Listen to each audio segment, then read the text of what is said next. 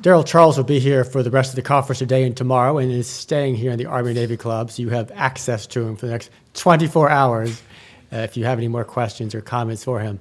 Our next speaker, wonderfully, is Elbridge Colby, a leading spokesman and expert in terms of the challenge the U.S. faces from China. He was a senior official in the Department of Defense, wrote a very important book last year on this topic, leads a group called the Marathon Initiative. And I always mention when introducing him, I had the honor of meeting and hosting his grandfather about 30 years ago to speak to my church group. His grandfather was William Colby, director of the CIA, and a great figure in intelligence in World War II and during the Cold War. So his grandson continues in that tradition. So Bridge, thank you so much for joining us.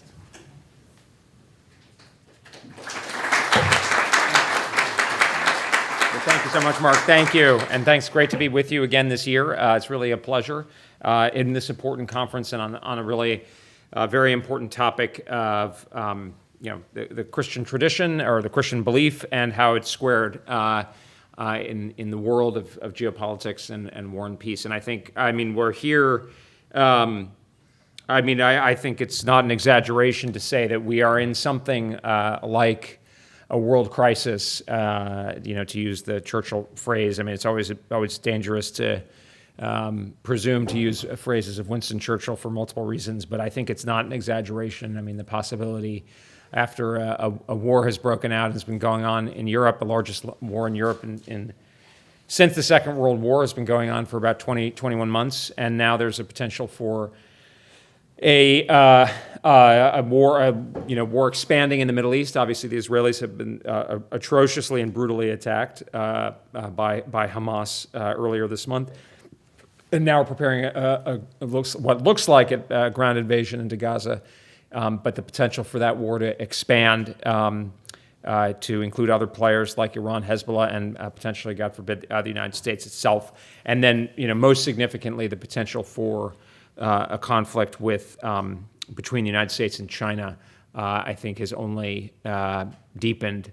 If you're China and you're looking at the situation now, and the United States is already depleted our a lot of money, stockpiles, and political capital and so forth in Ukraine over the last 19 months and now, or 20 months, and now has the potential to be drawn into a Middle East conflagration. That's a very propitious opportunity for Beijing. I don't know what they're going to do, but they are clearly preparing for a large-scale war against the United States, and they have made clear that they are willing to use force to resolve the Taiwan issue. And I think more broadly, Assistant Secretary of Defense Eli Ratner said the other day that their ambition is to eject the United States from the Asia-Pacific region. And if that happened, that would have a profound and even catastrophic impact on our daily lives here and our freedoms and our prosperities. So in this context, thinking about it as a Christian, how do we think about this? Well, I wrote a piece in First Things last year called "The Morality of a Strategy of Denial." Mark was very kindly mentioned my book, A Strategy of Denial, which is much more of a kind of pure work of strategy, although there's an implicit morality to it. But I build out that moral framework in the article called "The Morality of a Strategy of Denial," which is a defense of basically just war in the context of the strategic problems that we face today, which are very acute. And unfortunately, as a Roman Catholic, I have to say this issue of whether just war is a licit and relevant framework has been elevated by His Holiness the Pope repeatedly, who's pushed back against it. But I have argued consistently. I was arguing against it on Twitter that just war remains the best framework. And of course, it's not a perfect moral framework. And as I think it was being said here earlier, it doesn't give a clear and easy solutions. But that's true in any difficult moral situation, obviously. And I think the morality of the strategy of denial is basically one of, I think the way I put it using, I actually forget the exact Bible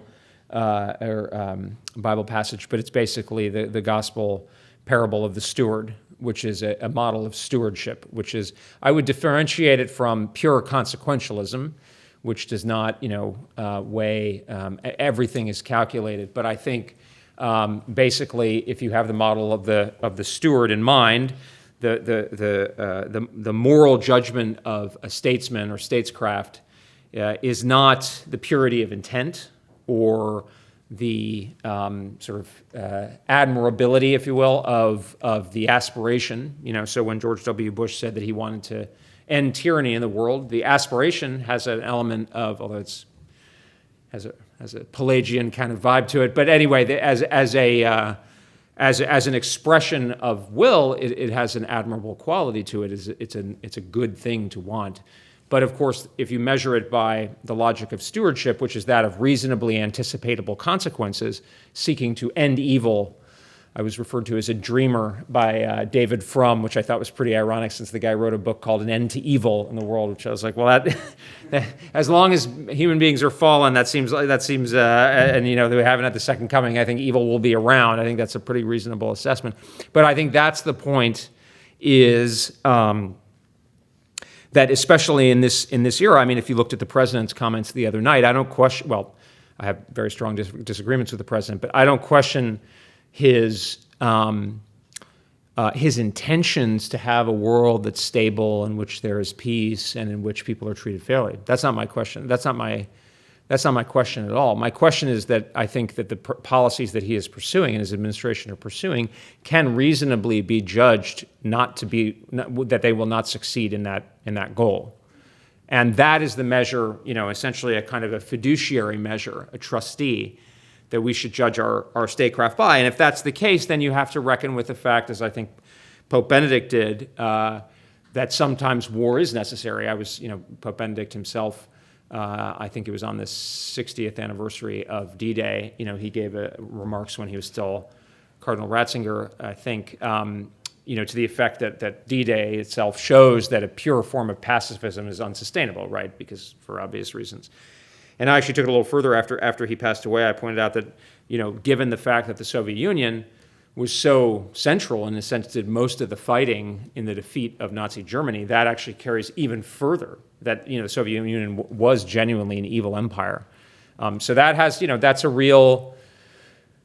heavy stuff. But I think as long as Christians are going to be engaged in speaking seriously about statecraft, that is the only kind of plausible way of looking at it. Obviously, when Christians were in the sort of primitive environment and were not, in any way close to political authority, and many of them believed the world was about to end, it seems, they didn't need to have this kind of situation. But as I took a little time to kind of point out the many times that Christians have relied on military force to protect the Christendom or the church or whatever, going back to the Huns or the Arab invasions in the 7th century and so forth, and up until the Soviets and the Nazis in the last century.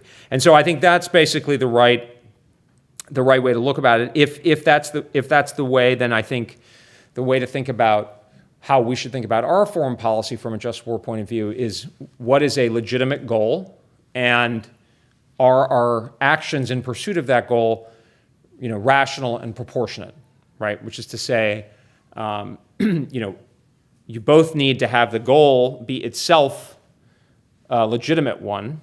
You could pursue an evil goal rationally and proportionally, but it would still be evil. Vice versa, you could pursue a legitimate goal in a way that is irrational and disproportionate and is itself an evil act. It's sort of the evil in se, and then evil in the way it's the jus in bellum and jus ad bello, basically, or jus in bello and jus ad bellum. So I think and by that standard, my view is that the strategy of denial that I advocate for is the most consistent, because it has it is a reasonably and sufficiently high aspiration to be, ensure the just goals of the American people, our freedom, our security, and our prosperity. But it's not so high that it basically consumes everybody else's legitimate goals. So if you're thinking in the just war framework or natural law kind of framework, you have to recognize the legitimate goods of others. And so, protecting our own security, freedom, and prosperity does not necessarily in any way require that others suffer. That may be instrumentally necessary under certain circumstances, but it's not the same as saying like, well, I'm Genghis Khan. My only way of satisfying my good is to have, women folk driven before me and hear their cries and lamentations, right? That's a bad goal. So I think my goal is good. I think it's better than George W. Bush's goal of saying we're going to end tyranny in the world, because I think that is an unreasonably high goal. But I also think that if you set the goal too low, you say, well, all we want is physical survival. That's not high enough. Some people might say, well, it's not worth fighting for our freedom, and it's not worth fighting for economic security and prosperity. I don't think that's fair either. And then if that's the case, then we need to have a strategy that's rationally and proportionally linked to that. And I think that's what the strategy of denial does, which is based on a balance of power.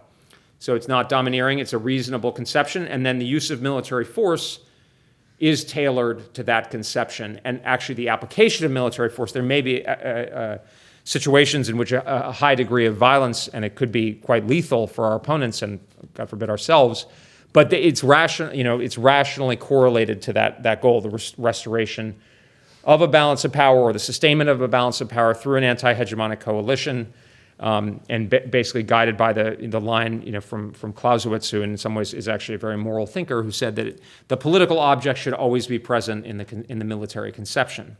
That it should never become divorced, because then you can pursue things without. And not everything in our history necessarily stands up to scrutiny. I do think, for instance, the atomic bombs do. I think the bombing campaigns, maybe not in every particular. I think the campaigns of the Federal Army in the latter part of the Civil War generally stand up, but not everything. We don't have an unblemished record, but I think it's a sufficiently demanding, but not an unreasonable. It's not a kind of an otherworldly or sort of Quaker. With all due respect to any Quakers in the House, it's not something that cannot actually be put into practice by a government. So I think that's where we are. I think what that means actually is that in this situation today, I basically believe that failing to take steps to put us in this situation where we can defend and where the reasonably anticipatable goal of failing to prepare is to make war more likely, that is actually not only not correct from a strategic point of view, but is actually immoral. I mean, if the president, for instance, and he's not the only one, there's Republicans too, but if they are actually, and it's anticipatable what the consequences of we don't know the future, but it is possible that very possible that we are neglecting our defenses in the Pacific, and thereby making war more likely by making Chinese aggressive action more rationally palatable for them, then that is itself, I think that is an immoral act at some level. I mean, it's not like, burning down a city, but it's something that we should not just regard as an innocent mistake, because people, and this is sort of, I've been thinking about this because, I think, I have a good amount of respect for Jake Sullivan, but Sullivan has said recently, I mean, there's a very profound weight of responsibility on people in these high positions, and Sullivan said a couple of weeks ago, the Middle East has never been quieter. I personally, I wasn't clairvoyant. I didn't know this was going to happen. But that's a heavy responsibility, and it's really important that people who assume these positions of responsibility are prepared to be judged. And I think, in some cases, things happen that are hard to anticipate or are just bad luck or something. But I think our failure to prepare adequately for the threats that are facing us is an anticipatable problem. And there is a fundamental mismatch between the strategy that we're pursuing and the resources that we are allocating for it, and the way we're using the resources that we have available. And I think that's something that those of us who served in previous administrations or this administration should all be judged by that standard. So maybe with that, I'll open it to questions or comments, criticisms. Thank you.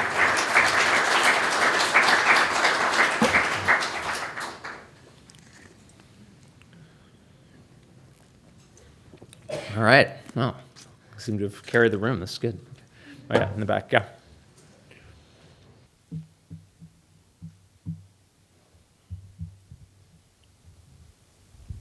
Hi, Ethan Coffey of University of North Carolina at Chapel Hill. I was wondering, because it's the anniversary of the Belt and Road Initiative with China recently, and I wondered whether you would say that the US should be competing with China in that kind of investment aspect as a means to increase kind of its global power and to encourage kind of friends of the US to do that as well? Or do you think it should go for a different approach? Well, I mean, I think we need to be able to, present economic opportunities for countries that are, the Chinese are making a play for, or now the Chinese and the Russians probably together, have our own sort of structures. I think, there's a lot less capital that's available to be sort of directed by the central government in the United States, to use the, federal government, and in European economies probably as well. So, some of our our appeal is going to be as people kind of get a sense of what's entailed by taking a lot of money from the Chinese and, what you get in response and how they try to use it as leverage over you. Then maybe the Americans and the Brits and the Europeans, Japanese, South Korean, maybe the Australian, maybe their capital is a little more attractive. I tend to think that the economic dimension of this, or this sort of economic statecraft dimension, is often its salience is exaggerated, because I think it's very difficult for states to use economic leverage to achieve decisive, coercive outcomes, and I think we're seeing that right now in our own case vis-a-vis Russia. So that actually makes me a little bit more sanguine about Belt and Road than a lot of people, because I don't think China is actually getting out of Belt and Road like this sort of, and I mentioned Sullivan, he wrote an article a couple of years ago that has a different view on that. And I think what we've seen is that a lot of countries are actually basically saying, I'm not interested in keeping going with the Chinese, or, I'll take money from them, but I'm not going to do exactly what they say. And, I didn't know that they're going to have a 99-year lease on this base. So I think what really matters is the military balance, in terms of, otherwise things are more likely to kind of like equilibrate out. And I think you can see that even in countries that are really impoverished. I mean, like in East Africa, have been pushing back against Chinese economic influence. So, I don't want to sound blasé, but I don't think that's the primary threat that we face. Isaac Weber, Patrick Henry College. Piggybacking off of that question, if the Chinese are not getting as great a benefit as they thought off of the Belt and Road Initiative, especially in Africa, like you mentioned, what kind of policy changes can we expect from the CCP, and how does that impact the United States denial strategy? Right. No, good question. So that's exactly the next point. I think it makes military force more attractive for them, because if economic statecraft and economic leverage is not as effective and coercive as they would want, they can either accept that and the consequent limits on their ability to influence other countries, or they can look for other means of pursuing that coercive strategy. And I think what they're doing manifestly with their military buildup is building the tools to coerce countries with military force. And of course, that doesn't mean the economic coercion isn't part of that, but ultimately at the end of the day, like, Taiwan is not going to give up because the Chinese have a lot of investments, and a lot of Taiwanese companies have invested in the mainland. I mean, they tried that, 7 or 8 years ago, and it's backfired. And I think the same is true in places like India, in Japan, with the rare earths issue, in South Korea with the THAAD deployment and the actions against companies like Lotte. Philippines, they've tried it, and you see the Philippines standing up to China right now. Australia is a great example. So I think that's what worries me, is that China would then use its military for that. Do you see that as regionally applicable to a greater extent outside of just China's local sphere of influence, like in Africa or South America? Well, I think China's first focused on Asia, because Asia is its own theater, and it's the now decisive theater of geopolitics, because it's where the vast majority of global GDP is and is increasingly going to be. So if you control Asia, basically, then you'll be able to have much better position to dominate places like Africa and the Middle East. So if we can expect more military bent of Chinese policy, does the United States need to have a stronger military stance towards its allies and pseudo-allies in the Eastern Pacific Ocean? Yeah, well, Western Pacific, you mean? Yes. Yeah. Yes, absolutely. Mm-hmm. Actually, if I could ask a question. Sure. My name is James, work at Providence. I'd love to know what your take is on the sort of China decline thesis that maybe, as some people in this room have seen, China's population is now declining. It seems like they have some kind of real estate crisis every few months. And I've read a number of writers from a variety of across the aisle saying that actually China has recently, or just about now, is in fact peaking in power. And whether that's, assuming in the long term it is a positive thing for us, in the short term it could make them, more dangerous, more prone to aggression. What do you think of that? Well, first of all,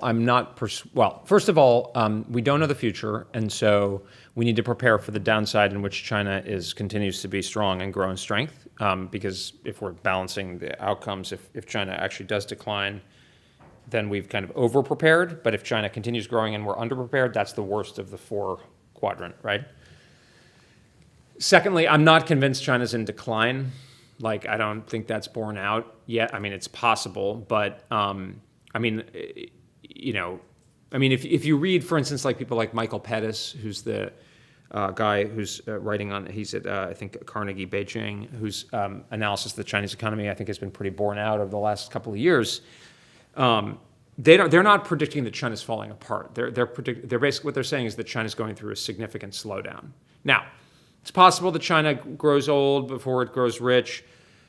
Personally, if China's still growing at 2 to 3% of GDP, I think it's going to grow in relative share of global GDP. I mean, we're not growing consistently at 2% over the last 25 years or so. Certainly not the Europeans or the Japanese. And the Chinese have enormous latent catch-up opportunity with large portions of their population are not at the frontier. So, I think for instance, like the real estate thing is, and there's a lot of debate about this, and I'm not an expert on it, but, they, not bailing out the real estate sector makes some sense because they have an inflated real estate sector. And at some point there has to be a correction. So, are they going to have a slowdown? I don't think China is going to be growing at 7% anymore. I think that's pretty clear. But I think the notion that China's in decline, and decline is a relative concept, right? I mean, okay, China's population is contracting quite rapidly, but from 1.4 billion people. Japan's population is contracting. Taiwan's population is contracting. South Korea's population is contracting. The native-born population of European societies is contracting. So that's a common demographic issue around the world. So I think, the reasonable basis, the reasonable prognostication from a kind of strategic point of view is 2 to 3% growth. Could be faster, could be slower, but the idea of China collapsing or something like that. And the other thing is, I don't think the Chinese think they're in decline. I mean, if anything, they think we're in decline, which morally we could have a debate about it, talk about it. But I think from a national power point of view, I don't really see that borne out. But, if they were going to move, they would probably think that they were in decline. I'm not sure I see any evidence of that yet.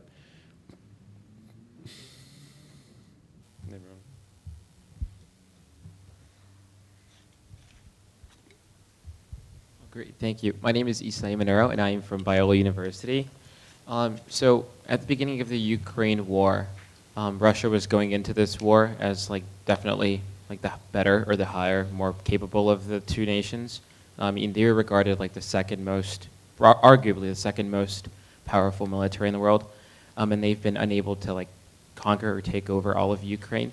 Do you think that might be the same case with China? It still remains largely untested, but it projects a lot of power. Do you think it might just be a facade and might not necessarily represent their actual power?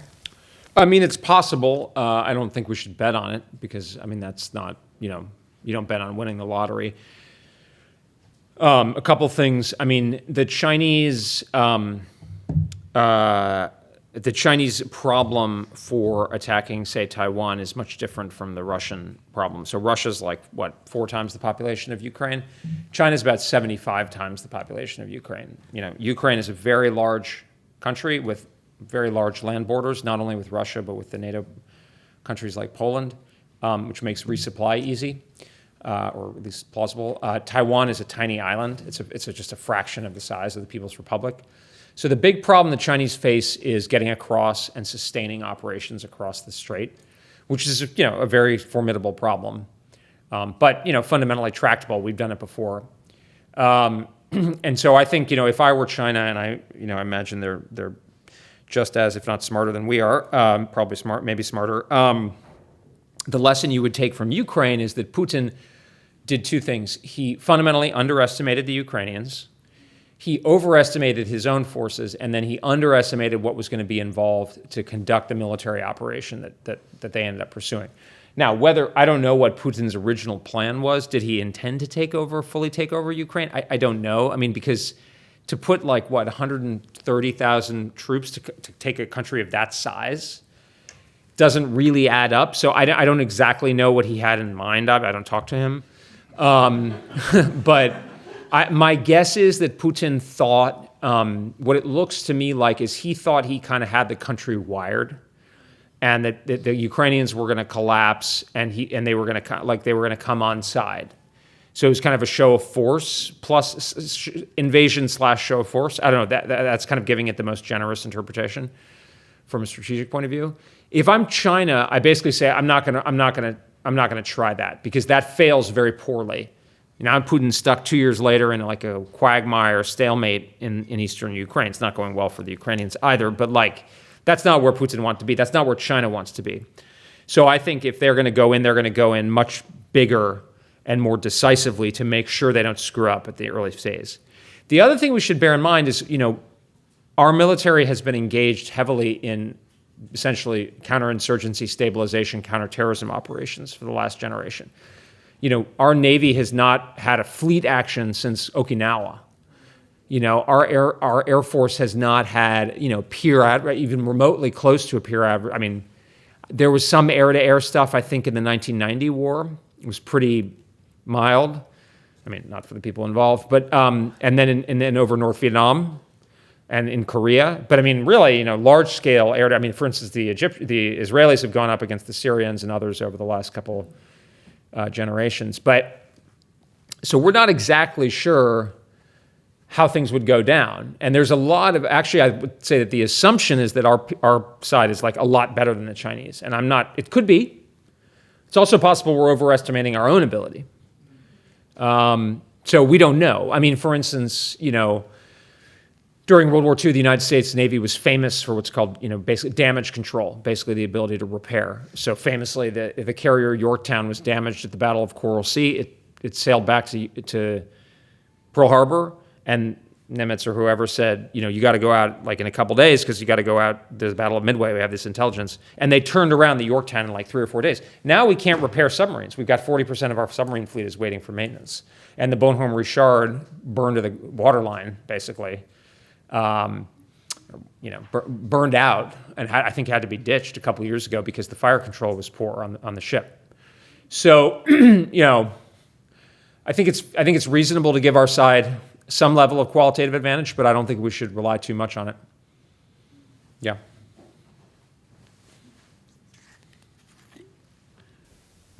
Hi, Anand Agarwal with the Roosevelt Group. So, Bridge, you've had a front row view to all the problems in the Pentagon that have brought us where we are, and be it the state of military readiness, the defense industrial base, the shipbuilding base, our depleting stockpiles, all the FMS and the backlog with Taiwan. So, and of course, you've also focused on how it's not just the money, but also manpower that is getting distracted from the larger China issue. So if you were the president and there's one issue where you could bring all the top level attention on, be it SecDev, the Joint Chiefs, the service secretaries, the undersecretaries, and let's just, for the sake of argument, assume that even the authorizers and appropriators are doing the right thing at the right time. What would be the one thing you would focus on to make sure that we don't face a Suez moment against China? No, thanks. That's a great question. I mean, I think being ready for a war against China would be focused on Taiwan, if Taiwan hopefully survives the coming years. or if not Taiwan, the perimeter behind it. That is the orienting strategic rationale. I think the biggest thing, there are specific weapon systems like munitions that are, torpedoes, anti-ship cruise missiles, air defense. Those are known issues. Where I would put, I think, political capital, and I've been surprised the president hasn't done this, is towards a resuscitation of the defense industrial base at like a fundamental level. And that's sort of, they've been kind of like, we've put Band-Aids on the problem, but like we have like a broken leg, or, pick your metaphor. We need like major surgery. And we need to be able to produce large numbers of weapons and platforms quickly, not only for ourselves, but also like for, Israel, ideally for Ukraine too. South Korea, India, Japan, Taiwan, et cetera. So we don't have, 1973, when we launched the airlift, this was after Vietnam, for Israel, we had a huge defense industrial base that we could rely on. We don't have that. That's really shriveled since then. So I think that's something that I think across the political aisle, not just Republicans and Democrats, but also kind of new Republicans versus old Republicans, like, the old-time, more neoconservative Republicans should like it because it's important for our national security, but the kind of new right people should like it because we're talking about reindustrialization. I think if we are able to produce a lot of stuff like that, then we will be in a lot better shape.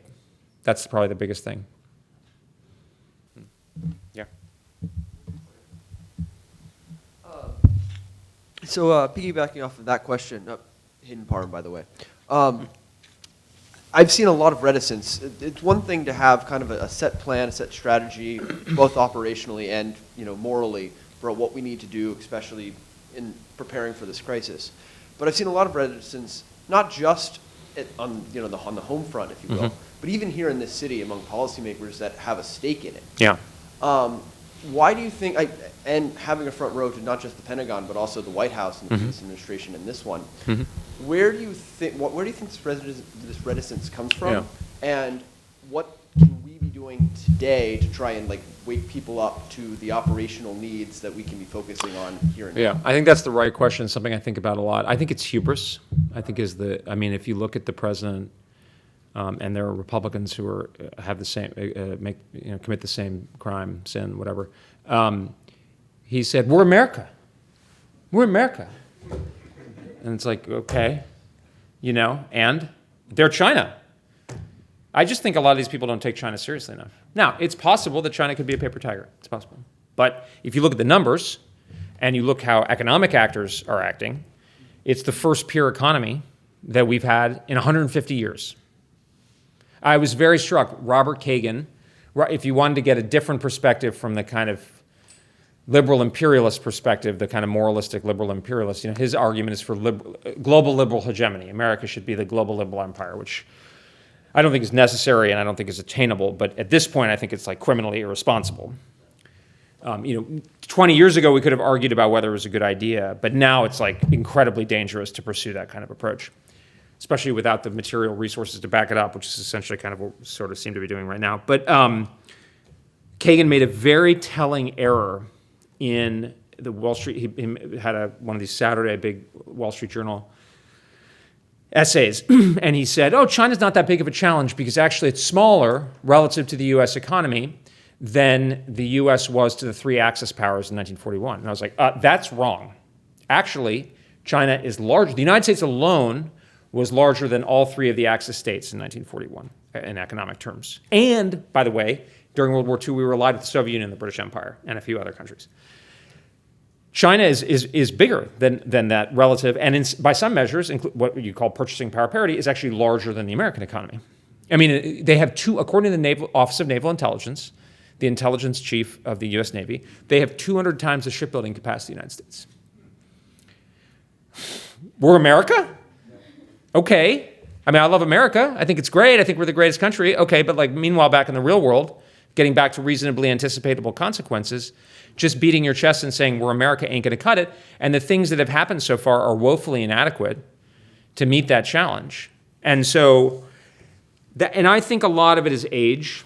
I think where a lot of the leaders who came of age in the 90s, Biden and some of these other guys Cold War. Biden was not a major, I mean, he was in the Judiciary Committee. He was the Bork guy. Like, he was more active in domestic policy. He became more active in foreign policy, I think, in the 90s. And so that's like his mindset. And a lot of the Republicans, too, who are leading figures, are really shaped by the experience of the 1990s when it was the unipolar moment, when we were like so much more powerful than anybody else that we could kind of do what we wanted. And what were the consequences of failure? Pretty negligible. Well, that's not the world we're living in anymore. And the rate at which China has grown is unprecedented, really. I mean, just the scale and rate of growth. And that, I think, again, I think Jake Sullivan has probably a more realistic assessment, but he's not president. Yeah.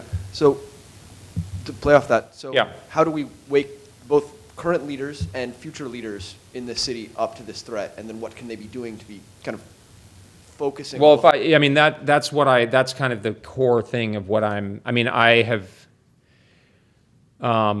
there are different ways to attack that problem. One is to try to undermine the basis for hubris, both to understand that the Chinese are a more formidable threat than we are. I mean, it was another panel, and I put it on Twitter. Sometimes I get accused of being a declinist, which is kind of a stupid term because it's not what is a declinist? It's like, but it's like if anyone's a real declinist, it's the people who ignore the problem. I mean, who are like, hey, we're America, we can do whatever. No, the people who are the anti-declinists are the ones who are like, hey, we have a problem. Let's deal with it. Oh, you have a cancer diagnosis? Like, get chemo, change your diet, whatever. That's how you survive, And, I think, in some sense, I think that at least my advocacy is not succeeding. We've made, or I should say we're failing, relative to the standard of success, which is effective deterrence and ultimately, if we need to, a clear victory against China. Defeat of Chinese aggression. And I don't think that's what we're doing. So, if I'm measuring myself by I'm not omnipotent or far from it. I'm not even very potent. But that's the standard that we need to measure ourselves by. And at some level, that's what I kind of mentioned. And again, I say that with respect for Sullivan. And he's a very smart, thoughtful guy. But people who are in positions of responsibility, there should be a look back. And did they do enough on the problem? And then at least there will have been a record of people like me saying, this is what you need to do. So it wasn't like they didn't know, to get back to that reasonably anticipatable point. Yeah. Thank you. Maybe time for one more question. Well, we have 2 questions. Time for 2 That's fine. questions. Isis Jones from Regent University. My question is more on the perhaps subtle ways China may be fighting against the U.S., perhaps like the Confucius classrooms, buying farmland, those sorts of ways. And so how effective is that more subtle warfare? Should we be concerned? And how can we combat that more subtle warfare? I tend not to be as worried about that. It's connected. This is, people have different views, but I tend to think that the thing is, and I tend to be sort of a free speech absolutist, a little strong, but kind of because I tend to think that like the market of ideas at some level, and I don't want to sound like Wall Street Journal or whatever, but like the wrinkle that Chinese face in that context with things like soft power is people say, oh, the Confucius Institutes are everywhere. But okay, it's one thing for Confucius Institute to be out there and like, here's a book by Confucius, here's the Chinese opera. Here is the history of China. Here's how you do calligraphy or whatever. Okay. But then once you try to translate that into and you cannot say anything bad about Tibet. In the same way, the economic leverage, that's when it breaks down. Because it's like, oh, okay, I enjoyed hearing about Chinese opera, but I don't agree that you should be able to shut me up about Xinjiang or Hong Kong. And that's, So the whole political warfare thing, and this becomes a very acute issue in the context of Taiwan, because the Chinese have been flooding Taiwan with propaganda for generations. And actually the Taiwanese have moved away because they can see what happened in Hong Kong. That doesn't mean they'll survive, because China has an incredible military. But they're not gonna, I just worry a lot less about this political warfare stuff than a lot of people do.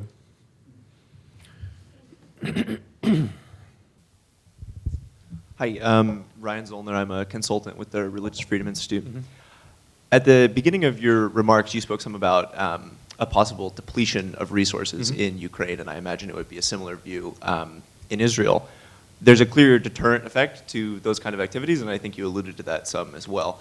In terms of balancing those two concerns, is there, and in terms of readiness to deal with the Chinese threat, is there a clear and knowable point of diminishing returns for that deterrent effect in Ukraine and Israel, and how would we determine it? Yeah, I don't think there's that much of a deterrent effect, honestly. Like, I just don't. I mean, because I go into this in my book. I mean, I have a more contextualized idea of deterrent. Like, I think that the Chinese are, if they're thinking about Taiwan, they're going to be thinking about the specific context of U.S. capability and resolve to act on Taiwan. And so information provided about U.S. support to Ukraine is kind of like a tertiary factor. And the best example of why this is, because you have people like Vice President Pence and making this point, is like if the Ukraine issue were actually dispositive for how Taiwan is going to be resolved, think about it. Who cares the most about Taiwan other than Taiwan? China. Is China directly involved in the Ukraine conflict? No. In fact, they're like just happy to let it go along. That's their optimal outcome. Because it doesn't actually. Because the value of the depletion of American stockpiles, money, and resolve is far higher than whatever bank shot deterrent effect. What's going to deter them is the sense that the Americans and the Taiwanese and the Japanese have the ability to sink, shoot down, kill, whatever, enough PLA soldiers in the appropriate amount of time to defeat the invasion, and whether we have the resolve to do that. That's the main issue. So the point of diminishing returns has been reached. Oh, yeah. Yeah, definitely. Thank you. Thanks, everyone.